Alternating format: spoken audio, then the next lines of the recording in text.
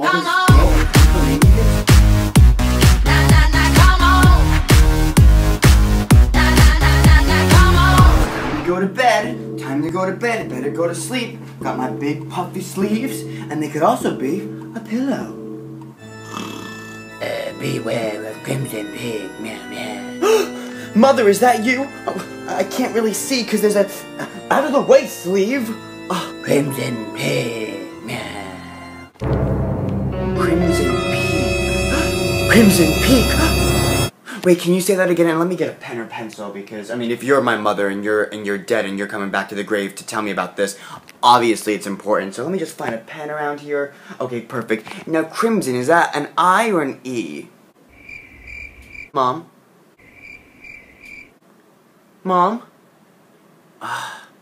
Still a bitch. Hi, I'm Tony, and welcome to Yay or Nay, where I review current movies, Broadway shows, and the best of theme park entertainment with either a yay or a nay.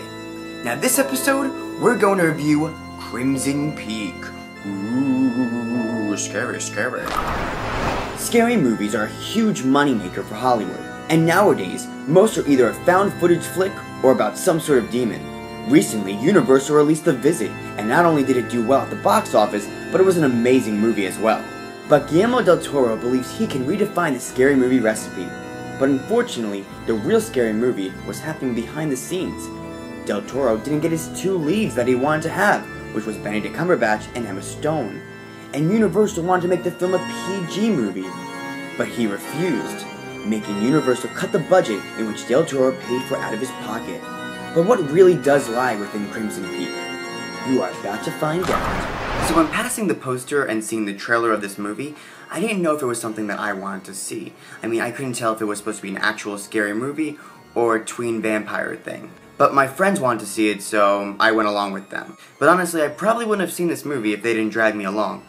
So imagine my surprise when I actually liked this movie. Now, of course, there are some flaws, which we're going to get to, but the standout performances of this film are the costume designer and the production designer. This film is gorgeous. I mean, the costumes are some of the most beautiful costumes I've ever seen in a film. Edith, the character Edith, every single scene she had these gigantic sleeves. I mean, she didn't even need to hide from the ghost. She could have just went like this and boom, she was hidden. Now the house. The house was beautifully, horribly gorgeous. I mean, here's the thing though. It was supposed to be falling apart, but it was a weird haunted mansion looking thing, which was really cool. But my biggest thing was, when they went into the house, the first thing she says is, "How do you and your sister manage this house all by yourself?" And I'm like, Edith, look around. Obviously not very well. I mean, there was a hole in the ceiling. And yeah, it looked really cool, especially when it was snowing and the snow fell down into the house and there were flowers and petals falling down. It was gorgeous. However, if it was snowing, why wouldn't you put a tarp over it? I mean, it was just like, there was no common sense in this. She should have been like, "Hey, hun, I got this really nice house in the States that my father just left me. I mean, it doesn't have a hole in the roof or sinking in the ground, but it's really nice. Do you want to go? Okay, pack up your bags, because we're leaving." Also, the red clay thing had really nothing to do with the film. I mean, I honestly think they were just like, hey, you know what would be really cool if under the snow there was red clay that looked like blood. How cool would that look? But it had nothing to do with the story. I mean, and also, is red clay mining a big thing in England? I mean, I've never been, but I can't imagine that's an actual thing in England. And also that machine, the clay machine. I thought that was gonna be the demise of the brother and sister. However, it wasn't, and I just think that a stab to the face and a shovel to the head, it was almost very Scary Movie 3. It was a little too comedic. And don't get me wrong, this film is probably one of the goriest films I've ever seen in my entire life. I mean, it makes Kill Bill look like Barney and Friends. So now we're going to talk about the ghost. I thought the ghosts were really cool looking. I thought their design was just so awesome that it was nothing like I've seen. I liked how they were trying to help her. My only thing I didn't like was the baby ghost. I didn't feel like it was necessary to show a dead baby. So it didn't make any sense. The whole story of the baby made no sense at all, and I'm like, why did that have to be a thing? I mean, if she could see ghosts and her mother came to her, why couldn't the father come as well? I was waiting for the father to come, and I saw that the Tom came back to life at the end, but he really didn't do anything, and I honestly think he should have killed his sister. So now it's time to watch as I mispronounce every single actor's name as we talk about their character and their performance. So first we have Mia Wasikowska. See, I really don't like Mia. Yeah, when I saw her on the screen, I was like, oh shit, here's Alice. Like, we have to watch this shit again. Because I didn't like Alice in Wonderland and I didn't like her as Alice. However, I think she did a great job in this film. Particularly when she sees her father's dead. And she's telling the guys not to touch him and stuff like that. Like, don't touch him, that's my father. I was like, oh my god, like, I was into this. I was like, oh my god, she's giving me life right now.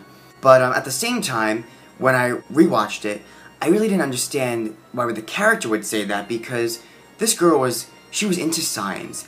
Why wouldn't she want to know how her father died? Why wouldn't she want to examine it and be like, no, we have to get to the bottom of this shit? I just thought it was weird that this character, who was totally into, like, the science of things, wouldn't want to know why her father was really killed. And when she found out that they were poisoning her, I would have been, like, done. I would have been like, okay, I'm leaving. I'm done. It's time to leave. You know? And also, I wouldn't have trusted any other food that this woman gave to me. Like, with the oatmeal, I'm like, bitch, you know that oatmeal is poison. Why would you even know you're eating it? Good for you. You're gonna die. So next we have Tom Hiddleston as Thomas. I think he was the perfect choice for this role. But I honestly think the role was not the perfect choice for him. Meaning, this role wasn't a good role. They were trying to make you sympathize for this character. And the whole time I'm thinking, you live in a house filled with dead women and a dead baby that you killed. I don't feel bad for you at all. However, he's an amazing actor, and all the scenes that took place in America, I really liked. I liked his character. I thought he was a go-getter. I thought, I actually liked the romance between them. But then, as soon as we got to Crimson Peak, it was like there was really nothing to make them fall in love, because afterwards, you just realize, oh, this is a trick. And the whole lovey-dovey things, I didn't believe for a second after that. But he was so good in the American scenes. I loved everything about all the American scenes because, like, when they were at the ball, that was my favorite thing. It was a little bit Mean Girls, but it was still really cool to watch because there were so many different characters, and I love characters. So now we're going to talk about Jessica Chastain, who plays Lucille. I think this woman is an amazing actress, but I don't think she did a good job in this film. And the reason why is because she hissed. She hissed. I was like, what are you doing, Jessica? You went to Juilliard. You shouldn't be hissing like you're at some community haunted house.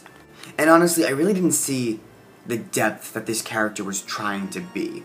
It was like she was sleeping with her brother, but she was a murderer, but she played the piano, and then at the end when they showed her ghost playing the piano, I was like, where are we going with this? Last but not least, we have, Charlie Hunnam.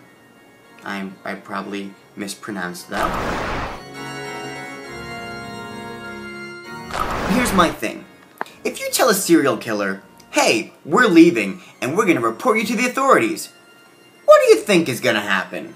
And why wouldn't she say, hey, they're crazy people, they're probably gonna kill us, they know everything, the jig is up, let's get the hell out of here. I just didn't understand. I'm like, oh, they're stopping? Oh, they're both gonna die.